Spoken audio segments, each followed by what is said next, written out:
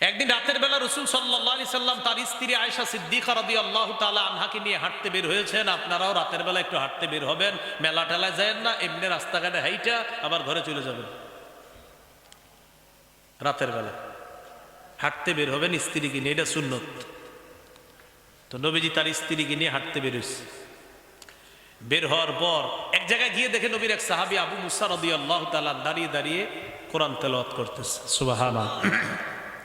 নবীজি তার স্ত্রীকে নিয়ে সাহাবীর পিছনে দাঁড়ায় দাঁড়ায় চুপচাপ কোরআন তেলাওয়াত চলতেছে। ভাই, এই হাদিসটা শোনানোর উদ্দেশ্য শুধু এতটুকু শোনানোই উদ্দেশ্য শুধু না, একটু চিন্তা করবেন, কল্পনায় আনবেন, একজন সাহাবী কোরআন তেলাওয়াত করতেছে আর আল্লাহর পরে যিনি শ্রেষ্ঠ, যার উপর কোরআন নাজিল হয়েছে, তিনি চুপচাপ তার পিছনে দাঁড়িয়ে কোরআন শুনতেছে।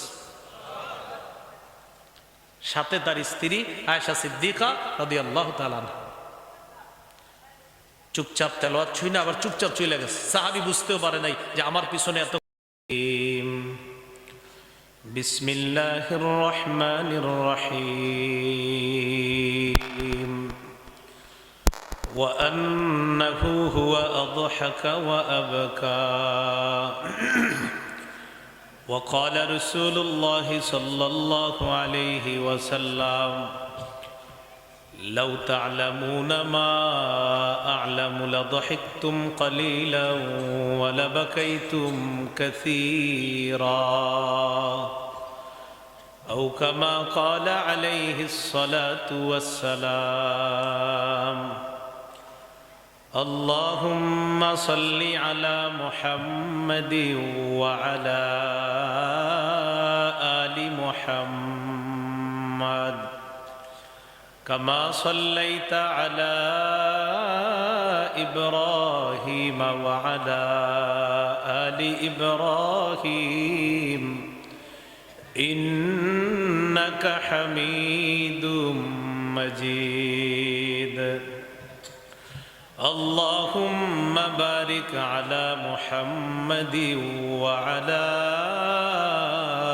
آل محمد كما باركت على إبراهيم وعلى آل إبراهيم إنك حميد مجيد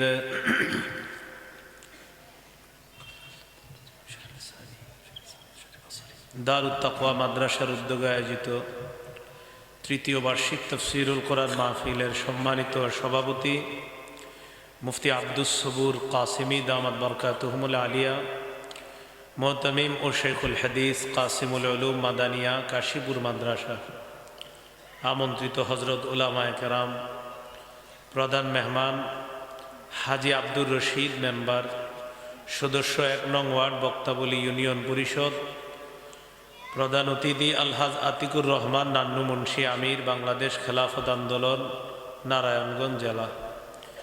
বিশেষ মেহমান জনাব নাসির উদ্দিন শেখ, স্বত্বাধিকারী AN নিট ফ্যাশন, আলহাজ নিসার উদ্দিন মল্লিক, সদস্য ৬ নং ওয়ার্ড এনায়েতনগর ইউনিয়ন পরিষদ।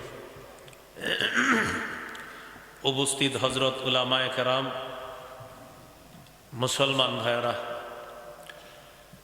আল্লাহ তাআলার দরবারে শুকরিয়া আদায় করছি, আল্লাহ আমাদেরকে এই মাহফিলে উপস্থিত হওয়ার তৌফিক দান করেছেন বলে আলহামদুলিল্লাহ।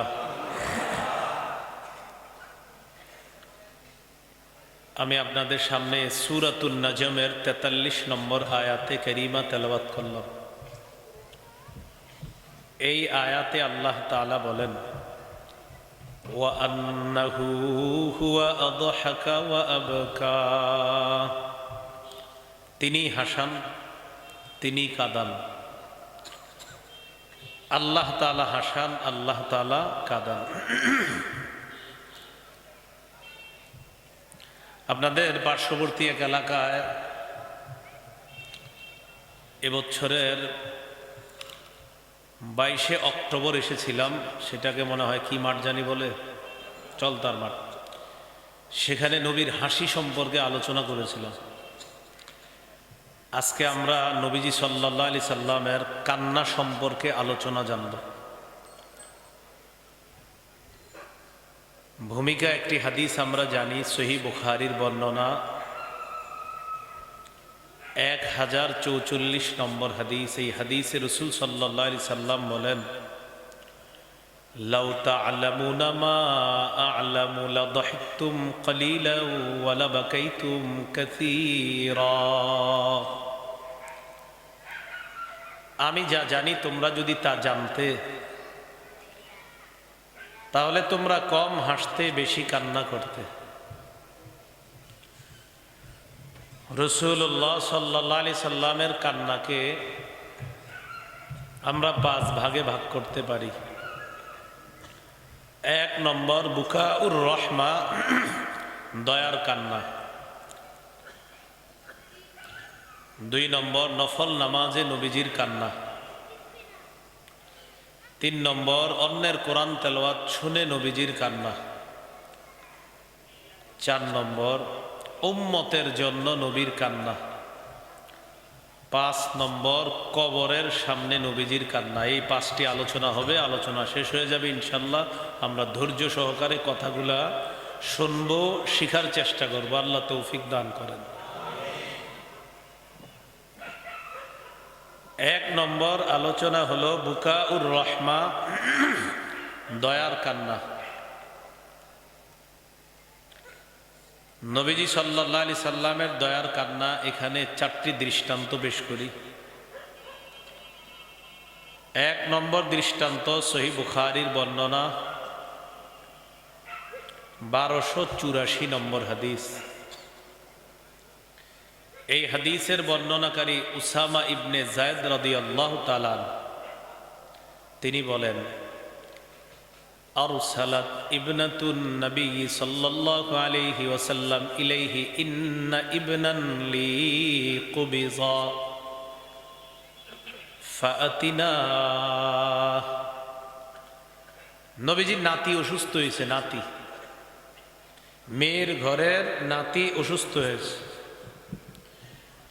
মেয়ে রাসূলুল্লাহ সাল্লাল্লাহু আলাইহি সাল্লামের কাছে সংবাদ পাঠাইলেন, আব্বা, আমার ছেলেটা অসুস্থ হয়েছে, আপনি একটু আমাদের বাসায় আসেন দেখার জন্য। فأرسل رسول الله صلى الله عليه وسلم يقرئ السلام ويقول إن لله ما أخذ وله ما أعطى وكل عنده بأجل مسمى فلتصبر ولتحتسب। রাসূলুল্লাহ সাল্লাল্লাহু আলাইহি সাল্লাম তার কন্যার কাছে পাল্টা সংবাদ পাঠাইলেন। কন্যাকে সালাম পাঠাইলেন আর বললেন, কন্যাকে গিয়ে বলবা, ইন্না লিল্লাহি মা আখাযা, যা আল্লাহ নিয়ে যান সেটাও আল্লাহর, ওয়ালাহু মা আ'তা, যা আল্লাহ দান করেন এটাও আল্লাহর, ওয়া কুল্লুন ইনদাহু বিআজালিম মুসাম্মা, প্রত্যেকটা জিনিসের একটা নির্ধারিত সময় আছে। তোমার সন্তানের একটা নির্ধারিত সময় আছে। ফালতাসবির ওয়াল তাহতাসিব, আমার কন্যাকে জানায়া দিবা তার ছেলে, সে যদি ইন্তেকাল করে তার সময় শেষ হয়ে গেছে। তার সন্তানটাকে যদি আল্লাহ নিয়ে নেয় এটাও আল্লাহর। এতদিন যে তাকে সন্তানটা দিয়েছে, তার কাছে রেখেছে, তখনও এই সন্তান ছিল আল্লাহর। তো এখন যে সন্তান আল্লাহ নিয়ে নিবে, সন্তানটা কার? আল্লাহর। ফালতাসবির ওয়াল তাহতাসিব, মেয়েকে বলবা সে যেন ধৈর্য ধারণ করে এবং সওয়াবের আশা করে। তো এই কথা নবীজির কন্যাকে নবী পাঠাইলেন। নবীজির কন্যা আবার পাল্টা নবীজির কাছে সংবাদ পাঠাইলেন। ফাআরসালাত ইলাইহি তুকসিমু আলাইহি লা ইয়াতিয়ান্নাহা, নবীজির কাছে সংবাদ পাঠাইলেন, আব্বা কসম লাগে আপনি আসেন, আব্বা কসম লাগে আপনি একটু আসেন, আমাদের বাসায় দেখতে আসেন। তো রাসূলুল্লাহ সাল্লাল্লাহু আলাইহি সাল্লাম মেয়ের বাসায় রওনা করলেন। ফাকামা ওয়া মাআহু সাদ ইবনে উবাদা, ওয়া মুআয ইবনু জাবাল ওয়া উবাই ইবনু কাব ওয়া যায়েদ ইবনু সাবিত ওয়া রিজালুন রাদিয়াল্লাহু তাআলা আনহুম। নবীজি তার কন্যার বাড়িতে রওনা করলেন, সাথে 4 জন সাহাবী। এই 4 সাহাবীর নাম হাদিসে আসছে, এর সাথে আরো কিছু সাহাবী ছিলেন, তাদেরকে নিয়ে নবীজি তার মেয়ের বাড়িতে গেলেন। ফারুফিআ ইলা রাসূলিল্লাহি সাল্লাল্লাহু আলাইহি ওয়াসাল্লাম আস-সাবিয়্যু। কন্যার বাড়িতে যাওয়ার পর আল্লাহ নবীর নাতিটা নবীর কোলে দেওয়া হয়। নাতিকে কোলের মধ্যে দেওয়ার পর নবী যখন তার নাতির দিকে তাকাইলেন, ফাফাদাত আইনা, নাতির দিকে নবী যখন তাকাইলেন, তাকিয়ে দেখলেন নাতির প্রাণটা বের হবে হবে অবস্থা। ওয়া নাফসুহু তাতাকাকা, তার প্রাণটা বের হবে হবে অবস্থা, এমন অবস্থা। নবীজি নাতির দিকে দেখা ফাফাদাত আইনা, আল্লাহ নবীর 2 চোখ থেকে পানি পড়া শুরু হয়ে যায়, চোখ বেয়ে পানি পড়তেছে। নবীজির চোখে পানি দেখে সাহাবী নবীকে প্রশ্ন করলেন, ইয়া রাসূলুল্লাহ মা হাযা, হুজুর এটা কি, আপনিও কান্না করেন? নবীজি জবাব দিলেন, ইন্না হাদিহি রাহমা জাআলাহাল্লাহু ফি কুলুবি ইবাদি, এটা হলো মায়া, এটা হলো দয়া, এটা হলো রহমত। এই রহমত আল্লাহ তার বান্দাদের অন্তরে ঢেলে দেয়। এটা দয়া, এটা মায়া, এটা রহমত। এই রহমত আল্লাহ তাআলা তার বান্দাদের অন্তরে ঢেলে দেয়। তো এই কথা রাসূল সাল্লাল্লাহু আলাইহি সাল্লাম বললেন। এখান থেকে বোঝা যায় কাউকে দেখে মুমূর্ষু অবস্থায় যদি চোখের পানি আসে, এটা দয়া, এটা মায়া, এটা রহমতের কান্না, এটা দয়ার কান্না। আর এই রহমত দয়া আল্লাহ তার বান্দার কলবের মধ্যে ঢেলে দেয়। 2 নম্বর দৃষ্টান্ত, সহিহ বুখারীর বর্ণনা 1303 নম্বর হাদিস। রাসূলুল্লাহ সাল্লাল্লাহু আলাইহি সাল্লামের একজন সন্তান, তার নাম হলো ইব্রাহিম। আনাস ইবনে মালিক রাদিয়াল্লাহু তাআলা আনহুর বর্ণনা, তিনি বলেন, দখলনা মা রাসূলিল্লাহি সাল্লাল্লাহু আলাইহি ওয়াসাল্লাম আলা আবি সাইফ আল কাইন। একজন কর্মকার ছিল, তার নাম ছিল আবু সাইফ। নবীর সাথে এই কর্মকার আবু সাইফের বাড়িতে গেলাম। ওয়া কানা যারান লি ইব্রাহিম রাদিয়াল্লাহু তাআলা আন। আবু সাইফ সম্পর্কে ছিল নবীর সন্তান ইব্রাহিমের দুধ পিতা। আবু সাইফ সম্পর্কে ছিল ইব্রাহিমের দুধ পিতা। তো ইব্রাহিম অসুস্থ হয়েছে, নবীর সাহাবী বলেন, আমরা নবীর সাথে দেখতে গেলাম নবীর সন্তান ইব্রাহিমকে। কর্মকারের বাড়িতে গেলাম। ফাআখাযা রাসূলুল্লাহ সাল্লাল্লাহু আলাইহি ওয়াসাল্লাম ইব্রাহিমা ফাকাব্বালাহু ওয়া শাম্মা। নবীজি তার সন্তান ইব্রাহিমকে কোলের মধ্যে নিলেন আর চুমা দিলেন, নাকে মুখে লাগাইলেন। সন্তানকে আল্লাহ নবী মায়া করলেন। ওই দিনের মতো আমরা চলে আসলাম। সুম্মা দাখালনা আলাইহি বাদা যালিকা, এরপর আবার ওই কর্মকার আবু সাইফের বাড়িতে গেলাম। ওয়া ইব্রাহিম ইয়াজুদু বিনাফসিহি, ইব্রাহিম তখন মুমূর্ষু অবস্থা, তার প্রাণটা বের হবে হবে। এই অবস্থা যখন চলতেছে, ফাজালাত আইনা রাসূলিল্লাহি সাল্লাল্লাহু আলাইহি ওয়াসাল্লাম তাদরিফান, আল্লাহ নবীর চোখ বেয়ে পানি পড়া শুরু হয়ে যায়। ইব্রাহিম ছেলে মারা যাবে, নবীর চোখ থেকে পানি পড়তেছে। فقال له عبد الرحمن بن عوف أنت يا رسول الله يا رسول الله, আপনিও কি কান্না করেন? আল্লাহ নবী জবাব দিলেন, এই যে আমার চোখে যে কান্না দেখতেছো, এটা হলো রহমত, এটা হলো দয়া, এটা হলো মায়া। নবীজি এবার বললেন, ইন্নাল আইনা তাদমা ওয়াল কলবা ইয়াহজান, চোখ থেকে পানি বের হয়, অন্তর ব্যতীত হয়। ওয়া ইন্না বিফিরাকিকা ইয়া ইব্রাহিম লামাহজুনুন, ইব্রাহিম তোমার বিয়োগ ব্যথায় আমরা শোকাহত, শোক সন্তপ্ত, তোমার বিয়োগ ব্যথায়। তুমি যে দুনিয়া থেকে বিদায় নিলে ইব্রাহিম, তোমার এই বিয়োগ ব্যথায় আমরা শোক সন্তপ্ত। হাদিস থেকে কয়েকটা বিষয় বোঝা যায়। এক নাম্বার, কারো মৃত্যুতে চোখে পানি আসা, এটা হলো মায়া। ওয়াল কলবা ইয়াহজান, অন্তর ব্যতীত হওয়া, এটা হলো মায়া। আর কারো মৃত্যুতে শোকাহত হওয়া, এটাও ঠিক আছে।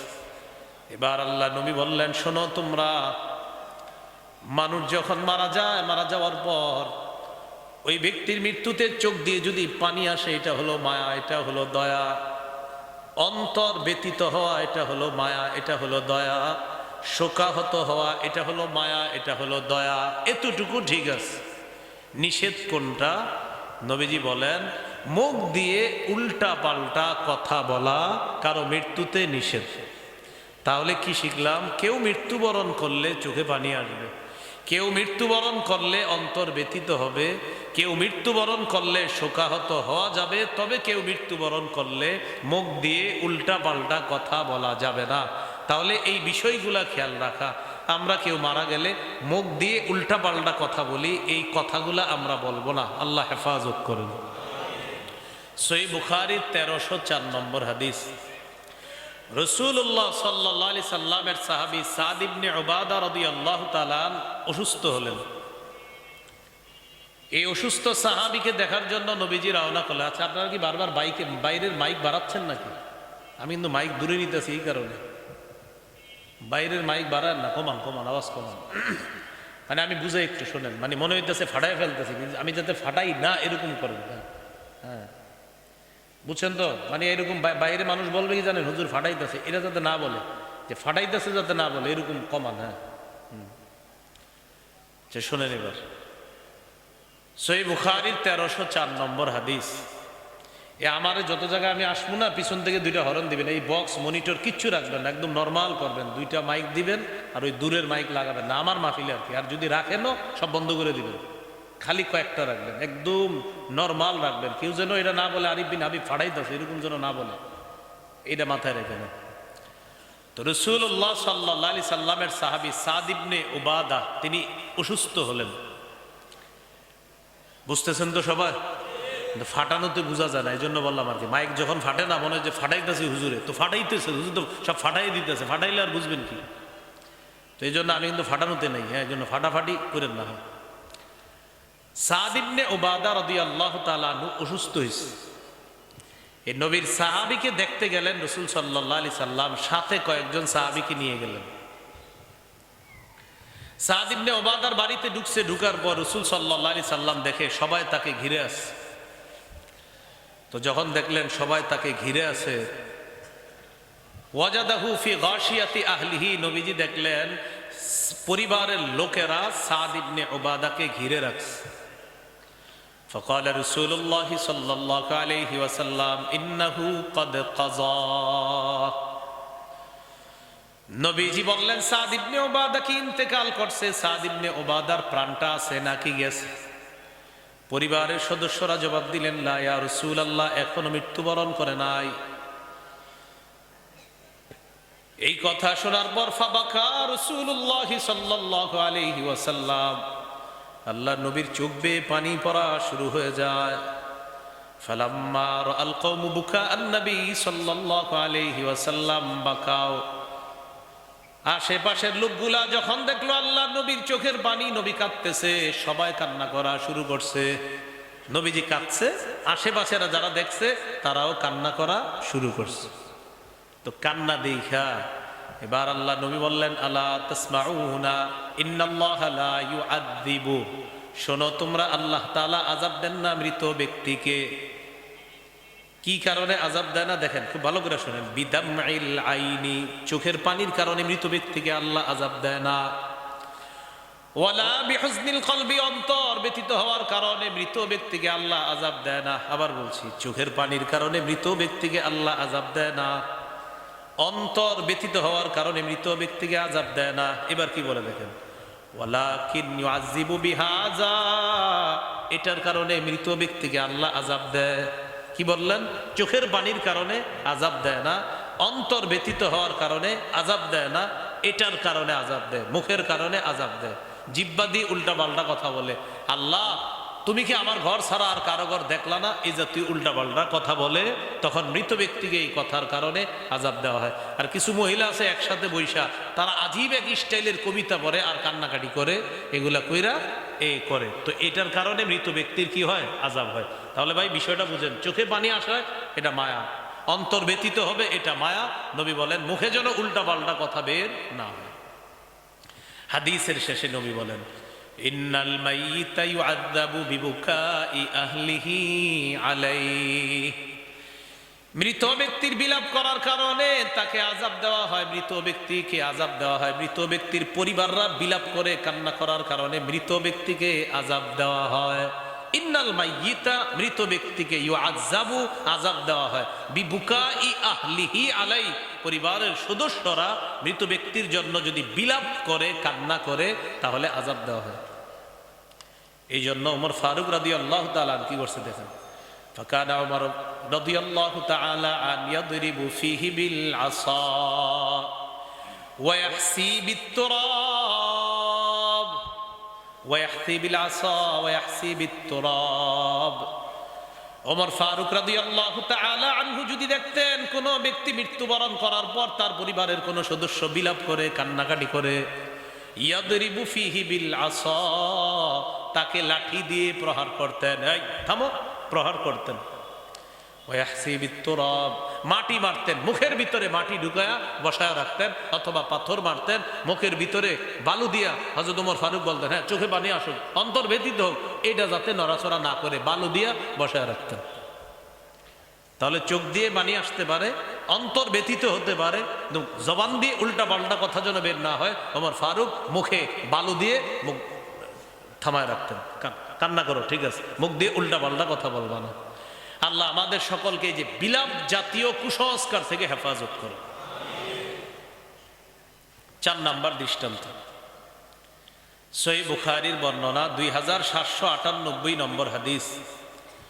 এই হাদিসের মধ্যে আছে মুতার যুদ্ধে রাসূল সাল্লাল্লাহু আলাইহি সাল্লাম 3 জন সেনাপতির ব্যাপারে বললেন।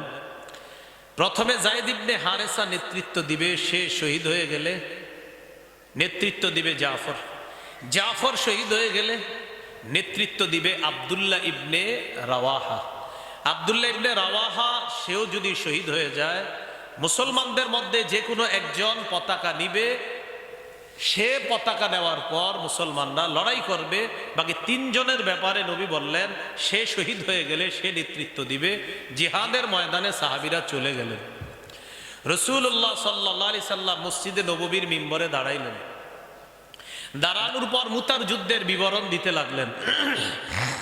মুতার যুদ্ধের বিবরণের মধ্যে রাসূল সাল্লাল্লাহু আলাইহি সাল্লাম বলতে লাগলেন, জিবরিল আমিন আল্লাহ রাসূল সাল্লাল্লাহু আলাইহি সাল্লামের কাছে এসে সব বর্ণনা দিয়ে দিচ্ছে, হুজুর যায়েদ শহীদ হয়ে গেছে, হুজুর জাফর শহীদ হয়ে গেছে, হুজুর আব্দুল্লাহ ইবনে রাওয়াহা শহীদ। এই বর্ণনাগুলা আল্লাহ রাসূল সাল্লাল্লাহু আলাইহি সাল্লাম মুতার প্রান্তরের বর্ণনা মসজিদে নববীতে শোনাইতেছে। কিভাবে শোনাচ্ছে দেখেন, আখাযার রায়াতা যাইদুন ফাউসিবা, নবীজি বলেন যায়েদ ইবনে হারেসা পতাকা নিয়েছে, ফাউসিবা তাকে শহীদ করে দেওয়া হয়েছে। সুম্মা আখাযাহা জাফর, এরপর জাফর পতাকা নিয়েছে, ফাউসিবা জাফরকেও শহীদ করে দেওয়া হয়েছে। সুম্মা আখাযাহা আব্দুল্লাহ ইবনে রাওয়াহা ফাউসিবা, এরপর আমার সাহাবী আব্দুল্লাহ ইবনে রাওয়াহা পতাকা নিয়ে নেতৃত্ব দিয়েছে, ফাউসিবা তাকেও শহীদ করে দেওয়া হয়েছে। সুম্মা আখাযাহা খালিদ ইবনুল ওয়ালিদ আন গায়রি ইমরা, এরপর মুসলমানদের মধ্যে খালিদ ইবনুল ওয়ালিদ পতাকা নিয়েছে, ফাফুতিহা লাহু, আল্লাহ তাআলা তার নেতৃত্বে মুসলমানদেরকে বিজয় দান করে দেয়।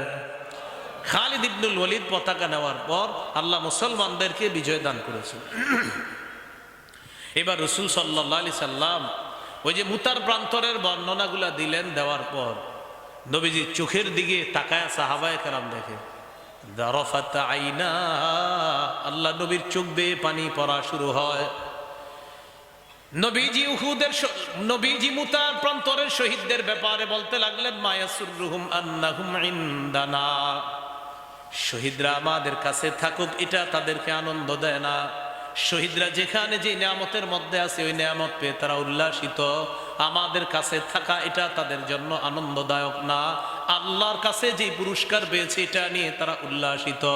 এই কথা বলার পর তিনজন সাহাবী তাদের বিয়োগ ব্যথায় আল্লাহর নবীর চোখ দিয়ে পানি পড়া শুরু হয়ে যায়। এই যে পানিটা পড়ছে এটা দয়ার কান্না, এটা মায়ার কান্না। বুঝে আসছেন সবার? তাহলে এই চোখের পানি আসাটা এটা মায়ার কান্না, এটা দয়ার কান্না। রাসূলুল্লাহ সাল্লাল্লাহু আলাইহি সাল্লাম নফল নামাজে কান্না করা, নাসাইর বর্ণনা মনে আসেনি? কান্না কয় প্রকার নবীজির? 5 প্রকার। 2 নাম্বার নফল নামাজে নবীর কান্না। নাসাইর হাদিস 1214 নম্বর হাদিস। এই হাদিসের মধ্যে আছে আন মুতাররিফিন আন আবিহি আতাইতুন নবিয়্য সাল্লাল্লাহু আলাইহি ওয়াসাল্লাম। মুতাররিফ রাহমাতুল্লাহি আলাইহি তার পিতা থেকে বর্ণনা করেন, তার পিতা বলেন আমি নবীজির কাছে আসলাম, আসার পর হুয়া ইউসাল্লি, আল্লাহ নবীকে নামাজের মধ্যে পাইলাম। নবীজিকে নামাজে এমন অবস্থায় পাইলাম ওয়ালি জাওফিহি আজিজুন কাআজিজিল মিরজাল ইয়ানি ইয়াবকি, আল্লাহর নবীর বুক থেকে কলসির মধ্যে পানি টকবক করলে যেমন আওয়াজ বের হয়, নবীর বুক থেকে এমন আওয়াজ বের হচ্ছিল। ভালো করে তাকায় দেখলাম ইয়ানি ইয়াবকি, আল্লাহ নবী নফল নামাজে কান্না করতেছে, তার চোখ দিয়ে পানি পড়তেছে কলসির ওই টকবক পানির আওয়াজের মতো। আল্লাহ নবীর বুক থেকেও এমন একটা আওয়াজ বের হচ্ছে। নবীজি নফল নামাজে কান্না করতেছে। তো নফল নামাজে কান্না আসবে কিভাবে? কোরআনের কিছু সূরার অনুবাদ শিখতে হবে আপনাদের। বিশেষ করে 29-30 নম্বর পারায় যে সূরাগুলো আছে এই সূরাগুলার অনুবাদ শিখে নেওয়ার চেষ্টা করবেন। যেমন সূরা হাক্কা, সূরা মাআরিজ, সূরাতুদ দাহর, সূরা ইনসান যেটাকে বলা হয়, সূরা কিয়ামা, সূরা মুরসালাত, আর 30 পারা সবগুলা সূরা যদি অনুবাদ শিখতে পারেন, ইমাম সাহেব যখন পড়বে তখন দেখবেন কিছু কিছু জায়গা বুঝে আসার কারণে আপনার চোখ থেকে পানি আসতে পারে। এই পানি আসাটা এটা হলো সালাতে চোখে পানি আসা, এটা আল্লাহ রাসূলের চোখে পানি আসতে। দ্বিতীয় একটা দৃষ্টান্ত মুসনাদে আহমদের বর্ণনা। আলী রাদিয়াল্লাহু তাআলা আনহু বলেন মা কানা ফিনা ফারিসুন ইয়াওমা বদরিন গায়রুল মিকদাদি রাদিয়াল্লাহু তাআলা আন। বদর যুদ্ধের দিন আমাদের মাঝে মিকদাদ রাদিয়াল্লাহু তাআলা আনহু ছাড়া আর কোনো ঘোড়সওয়ার ছিল না। বদর যুদ্ধের দিন মিকদাদ ছাড়া আমাদের মাঝে আর কোনো ঘোড়সওয়ার ছিল না। একজন ঘোড়সওয়ার ছিল, তার নাম মিকদাদ রাদিয়াল্লাহু তাআলা। আলী রাদিয়াল্লাহু তাআলা আনহু বলেন বদর প্রান্তরে যেদিন যুদ্ধ হবে এর আগের দিন রাতের বেলা আমি সবার দিকে তাকাইলাম, তাকায় দেখি সবাই ঘুমায়। বলেন সবাই কি করে? আবার সবাই কি করে? ইল্লা রাসূলুল্লাহ সাল্লাল্লাহু আলাইহি ওয়াসাল্লাম তাহতা শাজারাতিন ইউসাল্লি ওয়া ইয়াবকি হাত্তা আসবাহা। তালাশ করতেছি আমির সাহেব কোথায়, মানে নবীজি কোথায়। আলী রাদিয়াল্লাহু তাআলা আনহু বলেন সবাইকে যখন দেখলাম ঘুমায়, হঠাৎ তাকায় দেখি একটা গাছের নিচে দাঁড়ায় আল্লাহ রাসূল নামাজের মধ্যে নামাজ পড়তেছে, নফল নামাজের মধ্যে কান্না করতেছে। এই অবস্থায় সকাল পর্যন্ত কাটায় দেয়। নফল নামাজে নবীজি কান্না করতেছে। দেখছেন এমন সেনাপতি যদি হয় এই সেনাবাহিনীরে হারাতে পারে কে বলেন? সেনাবাহিনী ঘুমায়, সেনাপতি কি করতেছে? নফল সালাত।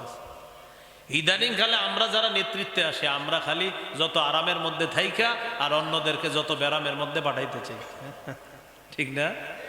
এইরকম করা যাবে না। নেতৃত্বে যে থাকবে তারও অনেক মেহনত করতে হবে।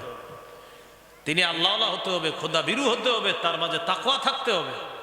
নেতৃত্বে যে আসবে মুশরিকদের পক্ষে কোনো কথা বলতে পারবে না। বিশেষ করে মুসলিম নেতৃত্বে যে আসবে মুশরিকদের সাথে কোনো বন্ধুত্বের তার মধ্যে কোনো গন্ধ থাকতে পারবে না। কাদের সাথে? মুশরিকরা। মুসলমানের সবচেয়ে বড় শত্রু ইহুদি আর মুশরিকরা। আল্লাহ বলেছেন লাতাজিদান্না আশাদ্দান নাসি আদাওয়াতাল লিল্লাযিনা আমানুল ইয়াহুদা ওয়াল্লাযিনা আশরাকু। অবশ্যই অবশ্যই আপনি ইমানদারদের সবচেয়ে বড় শত্রু পাবেন ইহুদিদেরকে এবং মুশরিকদেরকে। এজন্য মুশরিক যারা, আবার মুশরিক কাদেরকে বলবেন? এখন মুসলমান নামদারি অনেক মানুষ আছে যারা এরাও শিরিক করে। ওই যে সামনে কি অনুষ্ঠান হবে বললো না হুজুর, এখানেও তো একদম সরাসরি শিরিক হবে। কি হয়? সরাসরি কি হয়? শিরিক হয়। গাজার আসর হয়, তো এগুলো সব নিষেধ। গান বাদ্য হয়, ঢোল তবলা হয়, হয় না? এগুলো স্পষ্ট নিষেধ। সহিহ বুখারীর 5590 নম্বর হাদিসের বর্ণনা। ক্বালা রাসূলুল্লাহ সাল্লাল্লাহু আলাইহি ওয়াসাল্লাম লা ইয়াকুনান্না মিন উম্মতি আকওয়াম ইস্তাহিল্লুনাল হিররা ওয়াল হারিরা ওয়াল খামরা ওয়াল মাআজিফা। নবীজি বলেন আমার উম্মতের মধ্যে এমন একটা দল হবে যারা জিনাকে হালাল মনে করবে, যারা রেশমের পোশাককে হালাল মনে করবে, যারা মদকে হালাল মনে করবে, মদ দ্বারা উদ্দেশ্য মাদক দ্রব্য, ইয়াবা, বাবা, গাঁজা, হিরোইন, ফেন্সিডিল, আফিম, কানাডারাই, মাস্তুদ, শ্যাম্পেন, ডাইল ইত্যাদি যা আছে সব চিপায় চুপায় ওখানে সেখানে সবগুলা এগুলা হারাম।